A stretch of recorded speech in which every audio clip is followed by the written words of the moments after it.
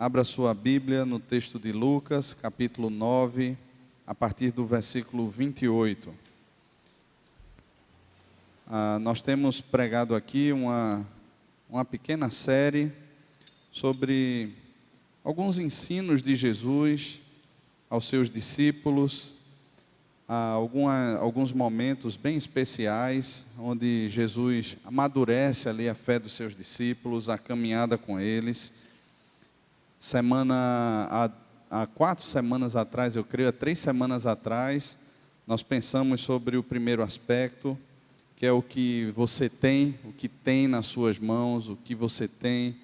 A segunda mensagem foi sobre aquilo que a gente vê, aquilo que temos visto, e hoje a pergunta que Cristo faz para mim e para você por meio da sua palavra é: quem você ouve, quem você tem ouvido? E esse é um texto bem especial, ele está incluído dentro do mesmo contexto das outras 2 pregações. Semana passada, Letinho esteve pregando aqui, eu estava com uma crise de garganta muito grande, não estava conseguindo falar direito, mas aí, graças a Deus, hoje a gente pode retomar a série, e domingo que vem, se Deus quiser, a gente finaliza. Lucas capítulo 9, a partir do versículo 28, nos diz assim a palavra do Senhor. Cerca de 8 dias depois de proferidas estas palavras, tomando consigo a Pedro, João e Tiago, subiu ao monte com o propósito de orar. E aconteceu que, enquanto ele orava, a aparência do seu rosto se transfigurou, e suas vestes resplandeceram de brancura. Eis que 2 varões falavam com ele, Moisés e Elias, os quais apareceram em glória e falavam da sua partida, que ele estava para cumprir em Jerusalém. Pedro e seus companheiros achavam-se premidos de sono, mas conservando-se acordados, viram a sua glória e os 2 varões que com ele estavam. Ao se retirarem estes de Jesus, disse-lhe Pedro: Mestre, bom é estarmos aqui. Então façamos 3 tendas, uma será tua, outra de Moisés e outra de Elias, não sabendo, porém, o que dizia. Enquanto assim falava, veio uma nuvem e os envolveu, e encheram-se de medo ao entrarem na nuvem. Dela veio uma voz dizendo: Este é o meu filho amado, o meu eleito, a ele ouvi. Depois daquela voz, achou-se Jesus sozinho. Eles calaram-se. Naqueles dias, a ninguém contaram coisa alguma do que tinham visto. Amém. Meus irmãos, um dos grandes problemas que temos é a quantidade de notícias e aquilo que alimenta o nosso coração. A gente estava conversando agora na classe de casais, na escola dominical, e pensando sobre isso. O chamado, a vocação da palavra a sermos peregrinos e forasteiros aqui nesse mundo, a servirmos a Deus, honrando as autoridades, as instituições humanas, a servirmos a Deus e honrarmos a Deus na obediência a estruturas, e ali Pedro fala na sua primeira carta, ainda no capítulo 2, sobre estruturas difíceis de se viver, como patrões perversos, estruturas que muitas vezes sugam as nossas energias, sugam a nossa força, mexem com as nossas expectativas, com a nossa perspectiva de vida, com aquilo que nós reputamos como sendo o nosso direito. Como é que nós reagimos a essas estruturas? Como é que nós vivemos em meios assim? Como é que nós respondemos aos pais? Como é que nós tratamos a esposa? Como é que nós criamos os filhos? Como é que a esposa caminha com o marido, pensando aqui em contextos de adversidade? É muito bom quando nós temos uma realidade favorável, é muito bom quando o nosso ambiente, o local onde nós estamos inseridos, favorece ao frutificar ou a manifestação daquilo que é melhor em nós, daquilo que nós reputamos como sendo bom. Mas em ambientes de adversidade, geralmente se extrai aquilo que é pior de nós. E o que Pedro fala na sua carta é que nesses ambientes, nesses momentos, nós temos que ter a consciência de quem nós somos. E se somos de fato peregrinos e forasteiros, e se somos de fato alimentados pela palavra de Deus, e se temos de fato a visão de Deus e não a nossa visão, se temos de fato no nosso coração ternos afetos e misericórdias, o mesmo sentimento que houve também em Cristo Jesus, os nossos posicionamentos, as nossas tomadas de decisão, a forma como nós gerimos os nossos relacionamentos, o modo como nós gerimos o nosso trabalho será completamente diferente. Mas percebam que tudo isso depende muito do que nós temos ouvido, do que alimenta o nosso coração. Porque se o que alimenta o nosso coração forem as redes sociais, forem os noticiários, forem os colegas de trabalho que não conhecem a Deus, forem os exemplos de casais que não conhecem a Deus, na perspectiva do relacionamento marido e esposa, na criação dos filhos, no relacionamento de filhos com os pais, irmãos, nós teremos as mesmas reações que qualquer incrédulo tem, que qualquer pessoa que não conhece a Deus tem. Quando a palavra começa então a falar ao nosso coração, ela começa a gerar em nós a renovação da nossa mente. Nós começamos a ter uma mente renovada, nós começamos a ouvir a voz de Deus afirmando quem de fato nós somos. E nós não somos desse mundo, ainda que estejamos nesse mundo, nós não somos desse mundo. O nosso reino não é um reino desse mundo. A nossa participação aqui nesse mundo é completamente diferente da participação de qualquer cidadão recifense ou de qualquer pessoa que não conheça Deus. Nós somos chamados para uma nova perspectiva, para um novo reino, para uma nova visão. E a grande pergunta é: a quem você tem ouvido nesses dias? Uma outra perspectiva, irmãos, que eu penso também, é esse, entre aspas, novo evangelho, eu coloco aspas aí bem grande, que é pregado nos nossos dias. Porque muitos, eles buscam essa nova interpretação, essa nova perspectiva de evangelho, não porque querem a Cristo, mas porque querem de alguma forma ter respondidas as questões do seu coração, as suas expectativas, ou até mesmo a sua interpretação, aquilo que eles pensam que é o certo, que é o melhor. Eu lembro que conversava com uma pessoa algum tempo atrás, e a pessoa disse assim: olha, eu estou indo para uma determinada comunidade, para participar lá de um outro ambiente religioso, porque eu estou cansada de ouvir sobre pecado. Eu estou cansada, eu sei que o meu relacionamento não é o melhor, o que eu tenho vivido não é o melhor, não é o plano de Deus, mas não é o plano de Deus porque vocês creem assim. Eu tenho tido uma nova interpretação, e eu tenho conversado com pessoas que têm trazido para mim uma nova interpretação. Eu não estou vivendo uma vida licenciosa, não estou vivendo uma vida de adultério, de coisas do tipo. Eu estou tendo um relacionamento onde eu tenho me entregado sexualmente a esse homem, porque nós estamos nesse processo de conhecimento, para que a gente tenha convicção se é para casar ou não lá na frente. Então eu estou indo para esse outro lugar, porque lá eu ouvi que as coisas não são tão graves assim, não são tão pesadas assim, e eu quero poder me sentir bem. É esse tipo de coisa, irmãos. É esse tipo de coisa. E o grande problema é que a gente vai ouvindo essas coisas, e essas coisas de alguma maneira alisam o nosso ego. E respondem aquilo que a gente quer que seja respondido, no momento que a gente quer que seja respondido, da forma como a gente quer que seja respondido. Não é o que Deus quer, mas é o que eu quero. É o que simplesmente as pessoas estão falando da maneira como eu quero, da forma como eu quero, no ambiente que eu quero me sentir bem com o meu pecado. Veja, o salmo que nós cantamos aqui, né? Enquanto eu calei os meus pecados, o meu corpo todo estremeceu. Davi fala sobre isso, tanto no Salmo 32, quanto no Salmo 51, esse peso da mão de Deus sobre o pecado.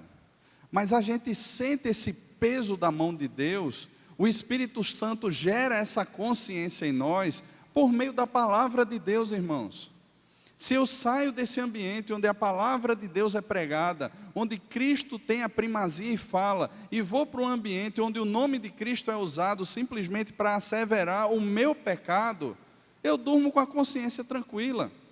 Entretanto, como nós vimos aqui em uma das pregações, quando a gente começa a afundar, o ambiente em que nós estamos afundando não é o nosso ambiente normal.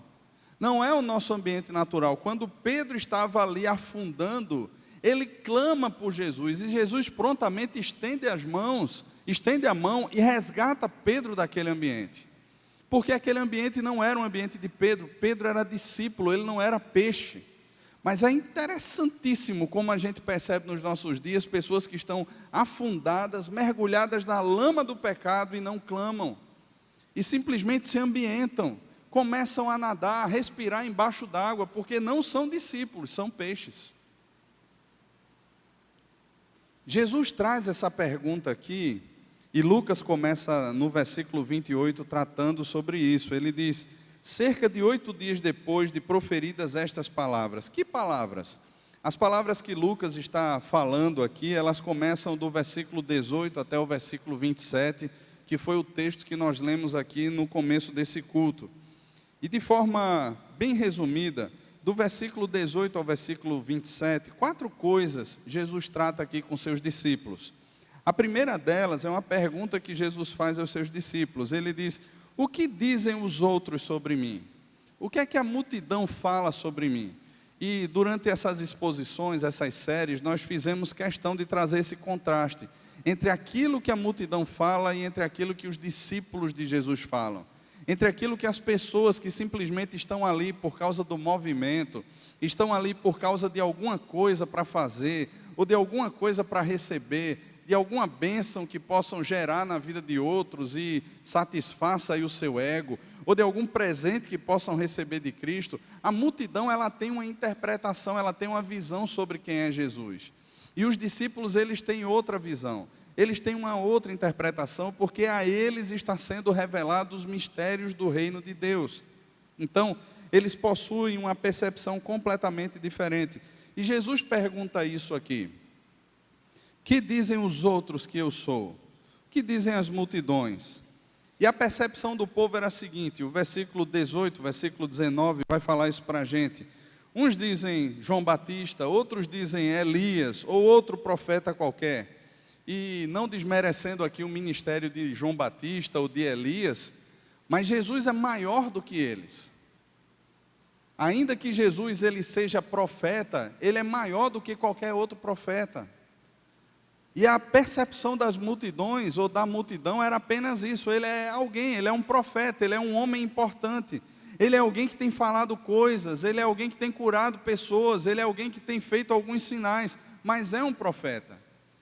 Naquele outro texto que nós vimos aqui, que está dentro desse contexto também, da primeira multiplicação de pães e peixes, João no capítulo 6 faz questão de dizer que muitos da multidão olhavam para Jesus e, por ser na época da Páscoa, diziam assim: rapaz, vamos proclamar esse cara o nosso rei. Assim como Moisés um dia foi usado por Deus para libertar o povo do Egito, a Páscoa está chegando. E nós precisamos de um rei. Nós estamos aqui debaixo da opressão do Império Romano. Nós queremos ser libertos disso. Então a multidão, ela tem sempre uma percepção sobre Jesus. E essa percepção é segundo aquilo que ela interpreta e não sobre aquilo que de fato Jesus é. É comum nós conversarmos com as pessoas que não conhecem a Deus, que não leem a palavra, e dizem assim: quem é Jesus para você? Geralmente o que elas respondem: Jesus é amor. Mas a perspectiva de amor delas não é o amor segundo a palavra de Deus, mas é o amor segundo elas. Quando elas falam de amor, elas estão falando de tolerância, elas estão falando de aceitação, elas estão falando de um ambiente que proporcione um bem-estar da alma sem confrontação de pecado. É simplesmente um local onde eu me sinta feliz, onde eu me sinta seguro, onde eu me sinta amado, as minhas afeições, os meus afetos sejam correspondidos. Então Jesus é esse cara, é esse quase que um mamão que está aí para fazer isso por mim, para alisar o meu ego, para acariciar os meus pecados, para me colocar no colinho, para colocar uma chupeta na minha boca e dizer assim: ô menino mimado, fica aqui, eu vou dar tudo o que você quer.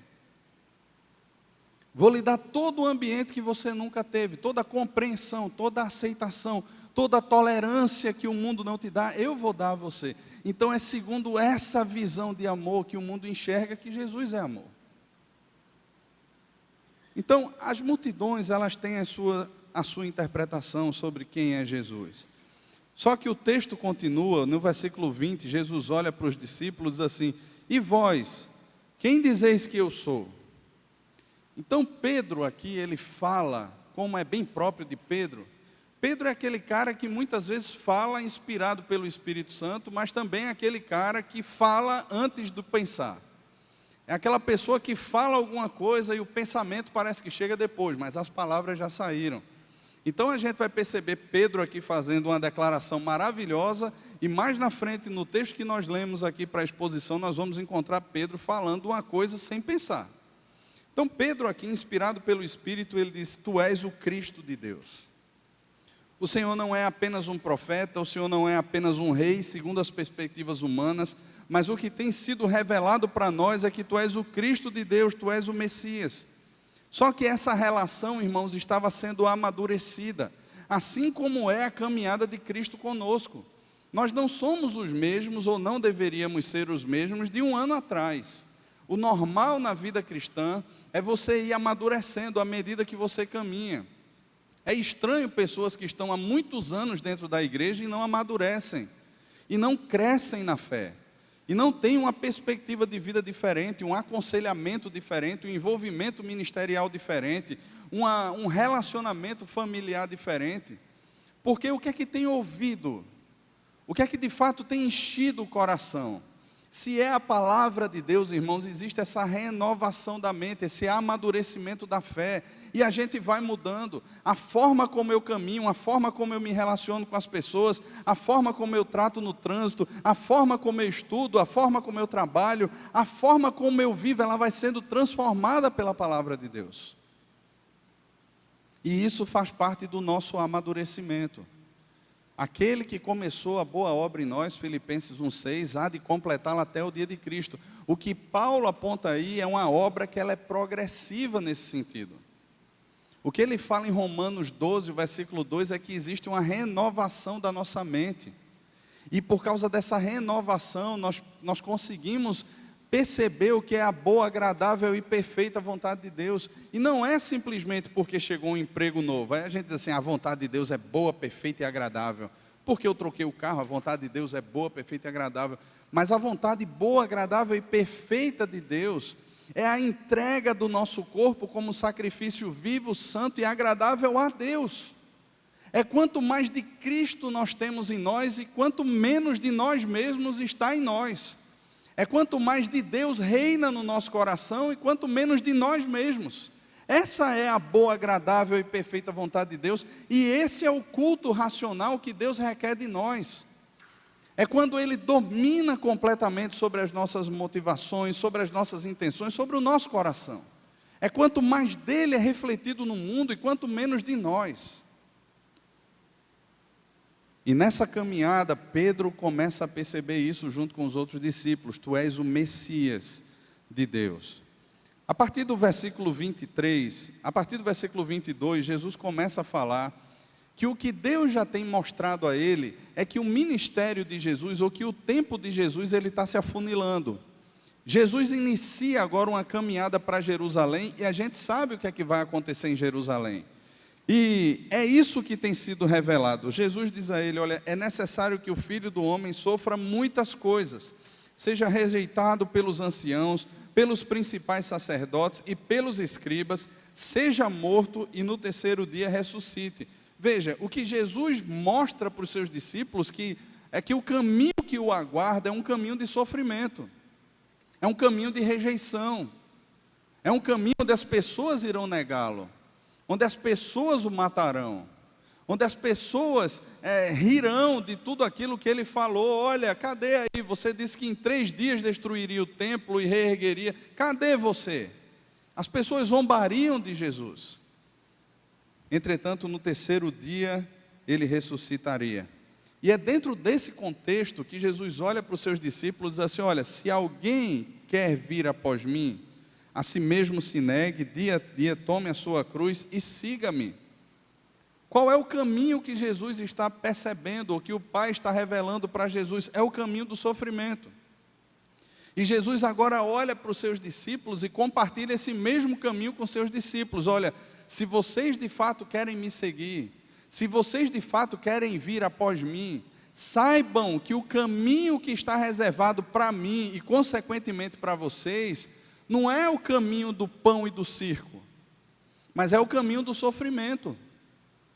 É o caminho do sofrimento, porque você vai perceber todos os dias que as suas melhores obras de justiça não santificam você, não justificam você, mas tomar a cruz e crucificar o seu ego, e crucificar a sua vontade e me seguir, esse é o caminho que Jesus propõe.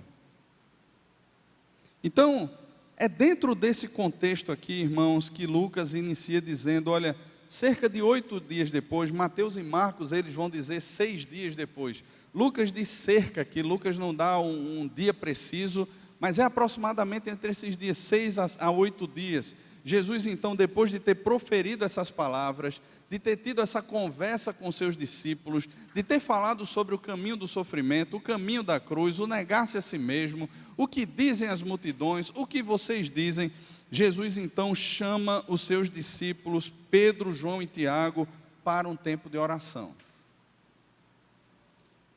E esse é o primeiro ponto que eu gostaria de tratar com os irmãos aqui nessa manhã. Jesus os chama para a oração.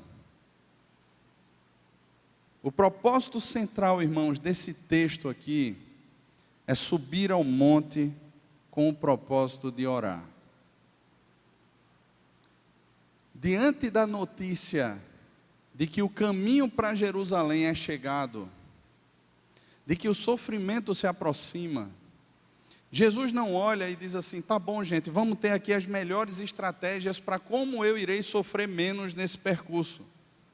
Vamos ter aqui a estratégia de como a gente entrar em Jerusalém, vamos traçar aqui um plano de como é que eu vou ser entregue, o que é que vocês farão naquele momento. Não, Jesus chama os discípulos para orar. Jesus para orar. Ele subiu ao monte com o propósito de orar. E aconteceu que enquanto ele orava, a aparência do seu rosto se transfigurou, suas vestes resplandeceram de brancura, e 2 varões foram encontrados ao lado de Jesus. Jesus está orando, gente. E o extraordinário acontece exatamente num momento simples de oração. Em vários outros momentos em que Jesus se retira para orar, esse extraordinário aqui, pensando aqui na transfiguração, e Elias e Moisés aparecendo em glória ao lado de Jesus, não aconteceu. Mas em momentos em que a gente se retira para orar, estar a sós com Jesus, que muitas vezes o nosso coração é encontrado, antes dos caminhos, antes das decisões, onde as motivações são checadas. Mas muitas vezes nós dizemos assim, olha, eu não tenho tempo para orar. Existe um sistema que faz parte de alguns aparelhos celulares que é bem interessante. No meu, todo domingo chega um aviso lá, relatório semanal. Não sei se acontece isso com você. Chega lá, relatório semanal. E hoje chegou para mim, dizendo assim, o seu uso do aparelho diminuiu 30%. E aí eu disse assim, que massa, 30% ou menos. Eu estou aí numa meta de acabar com o uso em redes sociais. Então diminuiu 30% em uma semana. Aí você olha assim, estamos progredindo, coisa boa. Só que aí depois ele dá lá embaixo o tempo de uso por dia. E aí eu disse, meu Deus do céu, o que é isso? E aí embaixo veio assim, o tempo de uso diário foi de 2 horas e 37 minutos. 2 horas e 37 minutos. John Piper, uma vez comentando sobre isso, John Piper disse que as redes sociais e tudo isso, um dia estará lá no céu testemunhando contra nós, que afirmamos não ter tempo para orar, para meditar na palavra, para buscar a Deus. Se nós pegássemos, irmãos, cada minuto desse, tão precioso que é desperdiçado com besteira, e passássemos a encher o coração daquilo que de fato enche e satisfaz o coração, irmãos, a nossa perspectiva de mundo seria completamente diferente. E eu estou confessando para vocês o meu pecado. A nossa perspectiva de mundo seria completamente diferente. Nós murmuraríamos muito menos ou não murmuraríamos. Nós teríamos um coração muito mais grato, nós trataríamos muito melhor a esposa, o marido, os filhos, os pais. Nós teríamos uma percepção de Deus, irmãos, completamente diferente. E tudo isso não muda na nossa vida porque nós desperdiçamos tempo. E Jesus aqui não está perdendo tempo.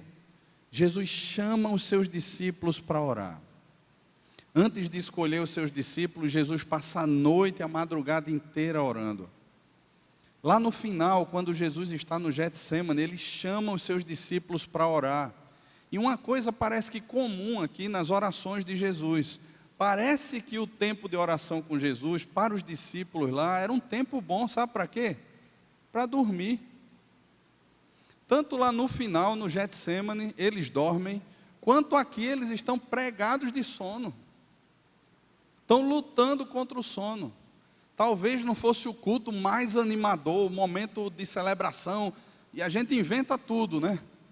Para prender a atenção das pessoas, né? Vigília é só oração.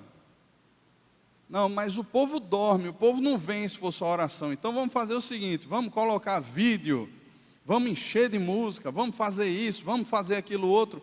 E isso é um testemunho triste contra nós, irmãos. Sabe por quê? Porque se nós precisamos de todas essas coisas para permanecermos acordados numa vigília, é porque não existe a prática da oração constante. Nós não estamos familiarizados com a oração. E de alguma forma nós precisamos de uma série de artifícios para que a gente fique acordado, para que a gente não despece, para que a gente não durma. Porque só orar, meu irmão, brincadeira, só orar, vou nada. Precisa ter um algo mais. E não é só do nosso tempo, os discípulos estão vivendo essa mesma situação. Veja o que é que Lucas vai dizer. Pedro e seus companheiros achavam-se premidos de sono. Estavam com sono.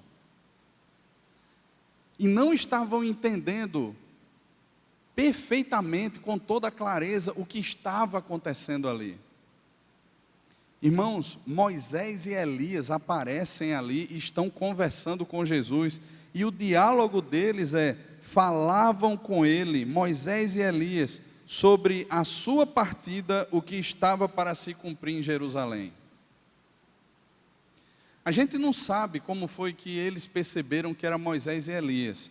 Eu estava lendo alguns comentários sobre isso, e a unanimidade dos comentaristas é que, na tradição oral, naquilo que se passava nas escolas rabínicas, também de pai para filho, era muito sobre como era Moisés e como era Elias, como era a aparência deles.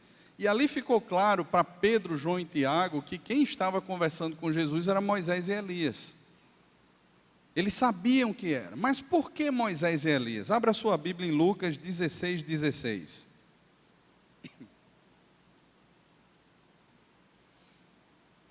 Lucas 16:16. Veja o que é que Lucas diz aqui. A lei e os profetas vigoraram até João. Desde esse tempo vem sendo anunciado o evangelho do reino de Deus. A lei e os profetas vigoraram até João. Aí você tem ali Moisés. Moisés representa a lei. Moisés está ali representando a lei. E Elias representando os profetas. São dois grandes nomes lembrados em Israel. Todos eles conheciam e cresceram familiarizados, tanto com Moisés, como com Elias também. A história desses dois, os feitos desses dois, chegou até os ouvidos deles, eles sabiam quem era. E Deus faz questão de, nesse momento, colocar ali a lei e os profetas, apontando para Jesus. A lei e os profetas não são maiores do que Jesus. A lei nos conduz, o que Paulo fala em Gálatas, é que a lei serviu como um aio, como um pedagogo para nos conduzir a Cristo. O fim da lei é Cristo, o alvo da lei é Cristo. Assim como o alvo de todas as profecias, o que os profetas apontavam, de modo que lei sem Cristo se torna legalismo. A lei sem um relacionamento verdadeiro, real, íntimo com Cristo se torna legalismo. E é o que mais nós vemos nesses dias, irmãos, em vários ambientes distintos. As pessoas se apegam à lei e simplesmente vivem pela lei sem Cristo. E passam a julgar segundo a sua própria medida, assim como faziam os fariseus também. Não porque a minha justiça, não porque a minha igreja, não porque a minha vida, usando a sua própria régua. Não é a palavra de Deus, não é fruto de um relacionamento com Deus, não é fruto de vida com Deus, mas é a sua própria régua de medir. Da mesma forma que as profecias sem Cristo, elas perdem completamente o seu sentido. Porque as profecias, elas apontam para Cristo. Os dois estão aqui, conversando com Jesus. Aquele que representa a lei e aquele que representa os profetas. Anunciando para Jesus aquilo que está por vir. Eles estão em glória, é um momento diferenciado aqui. E aí Pedro, então, que estão lutando para não dormir, vendo todo esse ambiente, e ao perceberem então, no versículo 33, que eles se retiraram de Jesus, se afastaram um pouco de Jesus, disse Pedro: mestre, bom é estarmos aqui, vamos fazer 3 tendas aqui, uma será tua, outra de Moisés e outra de Elias. E aí Lucas relata para a gente, não sabendo porém o que dizia. Veja, irmãos, o que Pedro está fazendo aqui é algo aparentemente bonito. É algo que muitas vezes a gente olha e diz assim, poxa, ele não foi egoísta, ele poderia ter pedido uma tenda para ele também, mas ele não pediu, ele pediu uma tenda para Jesus, uma para Moisés e uma para Elias. Qual é o pecado de Pedro aqui? Qual é a insensatez de Pedro? Veja como é fácil. Assim como a multidão começa a ter a sua própria interpretação sobre quem é Jesus, naquele momento, Pedro deixou de perceber Jesus como sendo o Messias de Deus, o Cristo de Deus, que ele tinha declarado alguns dias atrás, e começou a perceber Cristo como um profeta, ou como um legislador. Ele começou a perceber Cristo em pé de igualdade, tanto com Moisés quanto com Elias. Vamos fazer 3 tendas, Senhor, uma tua, uma de Moisés e uma de Elias. Bom é a gente estar aqui nesse lugar. A glória de Deus está sendo revelada aqui nesse lugar. Eu estou sentindo a presença de Deus, eu estou me arrepiando todinho aqui nesse lugar. Mas não era isso, irmãos. E muitas vezes são essas as desculpas que são usadas. Conversava com uma pessoa alguns dias atrás, e ela disse assim, fui num determinado lugar aí, numa determinada comunidade aí. Rapaz, foi impressionante, quando o louvor tocou, quando o pastor lá pregou, o dito pastor lá pregou, eu me arrepiei todinha, Deus estava naquele lugar. E eu disse, não se deixe enganar. Não se deixe enganar, porque muitos desses movimentos não são igreja. Não existe disciplina, não existe correta administração dos sacramentos, não existe exposição da palavra de Deus, então muito cuidado. Não é igreja, não, mas eu senti algo diferente. Eu também sentia, irmãos, quando eu pulava no carnaval atrás de um trio elétrico, me arrepiava todinho. Eu gostava daquele negócio. Nós somos facilmente enganados pelos nossos sentimentos. Nós somos facilmente levados pelos sentimentos. Esse tempo que nós vivemos da irracionalidade, que aponta para os sentimentos, não, mas eu me sinto bem ali, mas eu me sinto servindo ali, mas eu me sinto fazendo alguma coisa boa ali, mas eu me sinto cultuando ali. Cuidado com os seus sentimentos. A palavra de Deus, ela é absoluta, ela é objetiva. É Jesus quem está falando com seus discípulos e eles não estão percebendo. Deus está revelando algo e eles envolvidos por seus sentimentos naquele momento, Senhor, vamos fazer 3 tendas. A percepção mudou, a visão de que Jesus era o Messias mudou e agora Jesus está de pé de igualdade, está em pé de igualdade com Moisés e Elias. Veja como é sutil. É por isso, irmãos, que em tantas vezes na palavra de Deus, nas cartas de Paulo, nas cartas de João, na carta de Judas, nas cartas de Pedro, a gente percebe isso. Veja, Judas na carta dele diz assim: olha, eu estava escrevendo para vocês a respeito da nossa comum salvação, e me vi impulsionado, obrigado a escrever sobre pessoas que de forma sorrateira, dissimulada, penetram nas igrejas e confundem a fé dos irmãos. João na sua carta fala sobre pessoas que fazem mal ao Evangelho, por interesses gananciosos. E eu não estou falando só da teologia da prosperidade, mas existem muitas pessoas, irmãos, que não dão certo dentro das próprias instituições, que são disciplinadas dentro da própria instituição, que muitas vezes têm a sua vontade mais elevada, têm o seu padrão, têm a sua visão, não se submetem à instituição e saem e formam as suas igrejas. E não são igrejas, são os seus reinos. É onde eles fazem imperar a sua vontade, a sua visão, a sua consciência do que é evangelho, a sua interpretação, assim como as multidões fazem. E nós precisamos, irmãos, mais do que nunca, de uma visão sobre o que é igreja de fato, de uma eclesiologia bíblica, do significado do que é ser igreja, porque muito do que existe nos nossos dias está muito mais interpretado por ideologias. Eu ouvi de uma pessoa um tempo atrás, a pessoa dizendo: vocês são retrógrados, vocês precisam interpretar a Bíblia com as lentes da nossa sociedade, com as lentes do nosso tempo. Não, irmãos, é a Bíblia, é a verdade da palavra que me dá as lentes corretas para que eu interprete o que está aí fora. Não é o que está aí fora que me dá lentes para que eu interprete a Bíblia, mas é a Bíblia que me fornece essas lentes. É a palavra de Deus, irmãos. Pedro, nesse momento aqui, ele fala sem saber, porém, o que diz. Ele não para dizer assim: o que é que está acontecendo? Por que Moisés e Elias? O que é que Deus está querendo mostrar com isso? Ele simplesmente fala: vamos fazer 3 tendas. Ele passa a régua e coloca todo mundo no mesmo patamar. E isso é tão sutil, irmãos, e parece que esse mesmo sono toma conta da gente. Eu não sei se já aconteceu isso com você, mas comigo várias vezes. Eu lembro de um casal que eu acompanhei. Esse cara, ele confessa isso. Ele diz assim: ó, eu não sou um cara noturno, de noite é para dormir.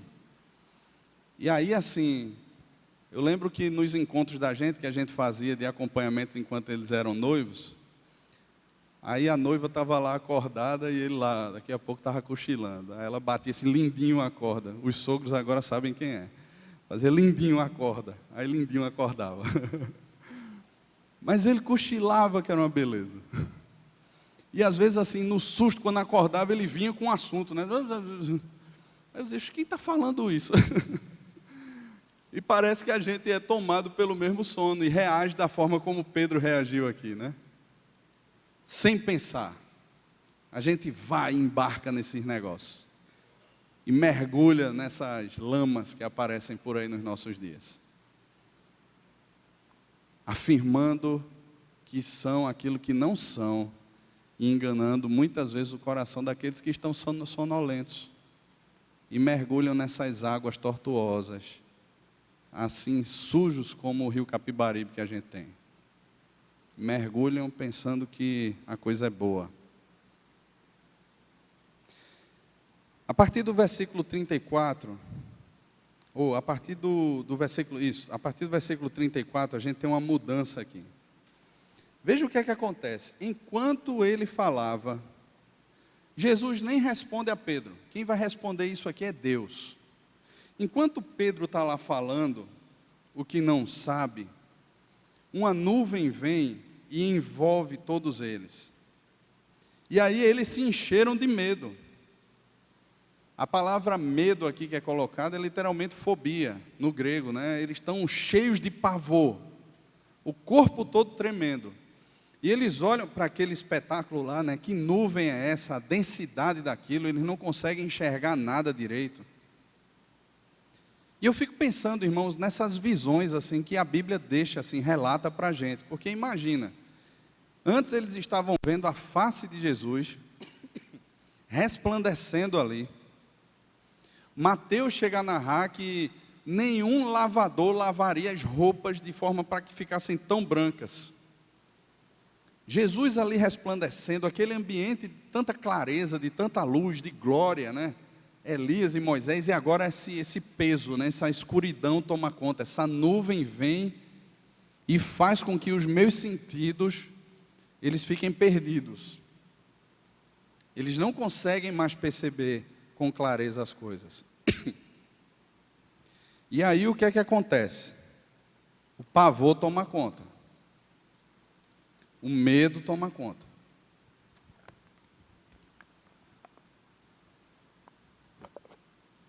E a água espirra na camisa da gente.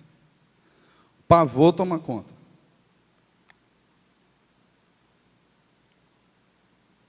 Eles estão ali agora, tomados por medo. E aí dessa nuvem, ou no meio dessa nuvem, vem uma voz e diz o seguinte: este é o meu filho amado, o meu eleito, a ele ouvir. Não é interessante isso? Porque é no meio das densas nuvens que essa voz se manifesta. Não é mais aquele ambiente resplandecente. Mas no meio daquela nuvem, aquela voz chega ecoando: este é o meu filho amado, o meu eleito, a ele ouvir. Essa mesma voz se manifestou do céu a Jesus quando Jesus foi batizado por João Batista. Uma pomba, ou espírito em forma de pomba, vem dos céus e Deus fala: este é o meu filho amado, em quem tenho todo o meu prazer. Aquele era o início, digamos assim. Jesus estava sendo batizado, seu ministério estava começando. E aqui agora as coisas estão encaminhando para o final. E Deus, mais uma vez, Ele faz questão de alcançar, entenda a palavra alcançar aqui, afirmar tanto o coração de Jesus, quanto revelar algo para os seus discípulos. Mais uma vez, diante de todo o sofrimento que está por vir, Deus afirma: este é o meu filho.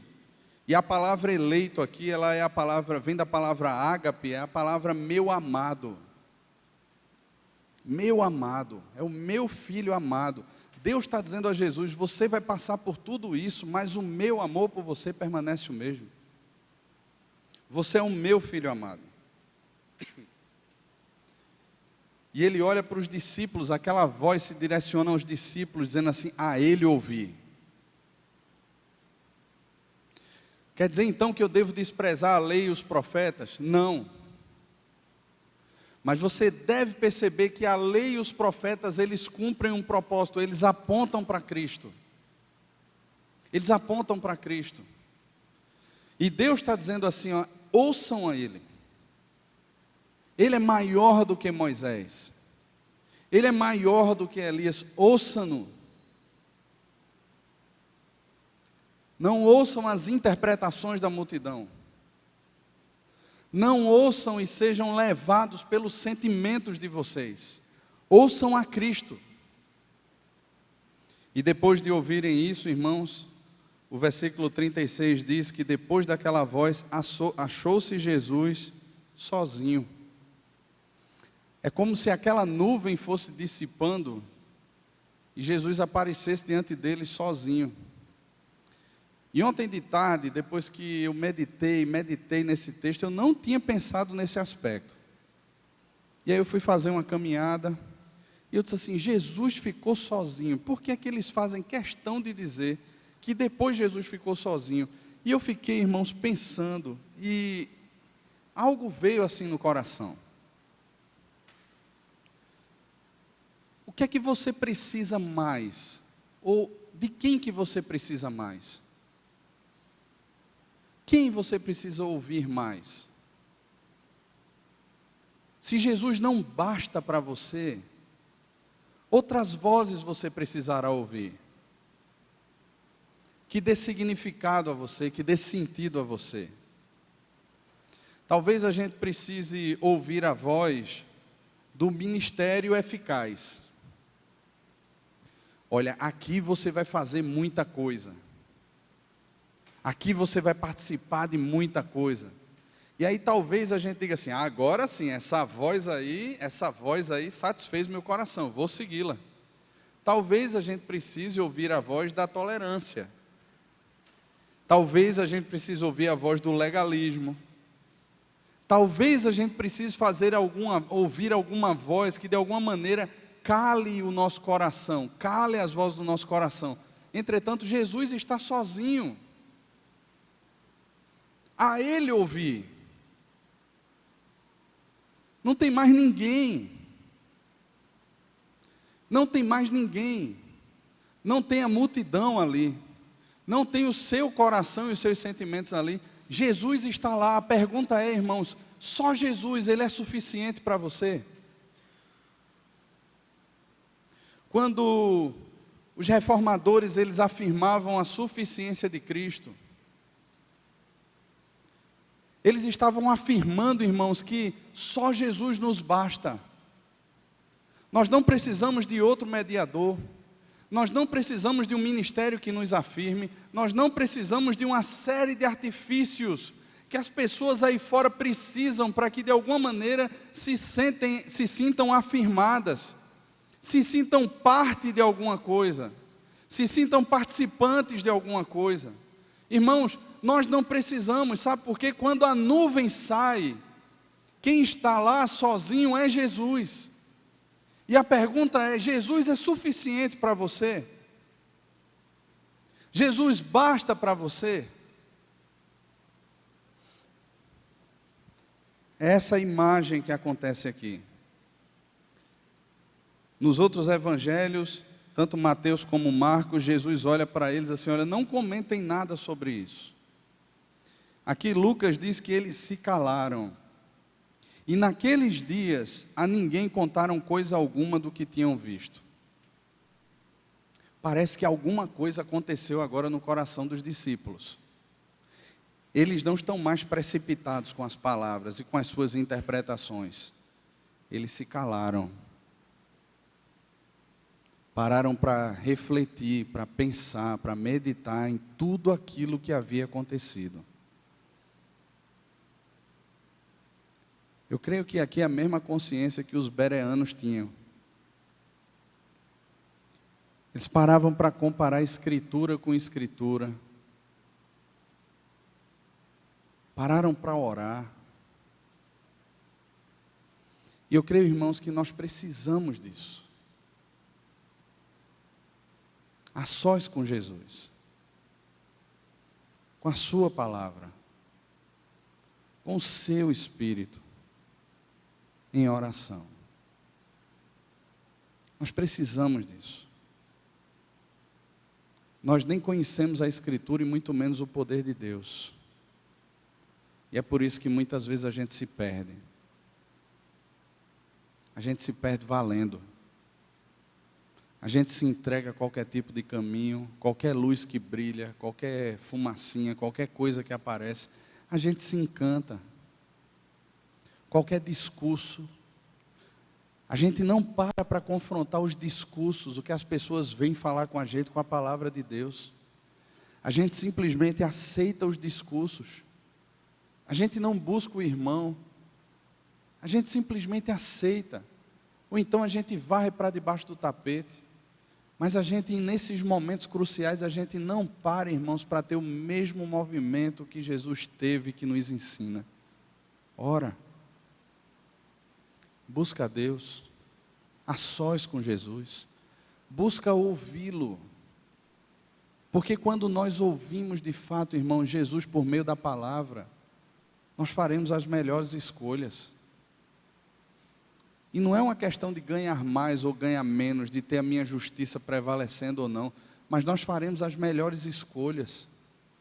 Muitas vezes seremos humilhados e será a melhor escolha. Muitas vezes precisaremos deixar pessoas amadas e são as melhores escolhas. Muitas vezes precisaremos disciplinar os nossos filhos e será a melhor escolha. Muitas vezes vamos nos submeter a momentos de opressão, de crise, Mas será a melhor escolha porque nós temos ouvido a Jesus. Mas precisamos parar para ouvir e aprender a discernir a voz de Jesus e a interpretar Jesus como de fato Ele se interpreta e não como as pessoas têm interpretado. Para que a gente não venha, irmãos, se desviar. Para que a gente não venha tomar água suja por aí. Para que a gente não venha se encantar com os brilhos desse mundo travestidos de evangelho, de um falso evangelho.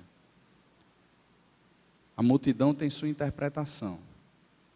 De forma sutil, Pedro perdeu a sua interpretação. Da mesma forma nós podemos perder. Mas fica o chamado de Cristo para a gente, a aprendermos a ouvi-lo e a caminharmos com Ele em santidade. Vamos orar, irmãos? Feche os seus olhos, curve a sua cabeça.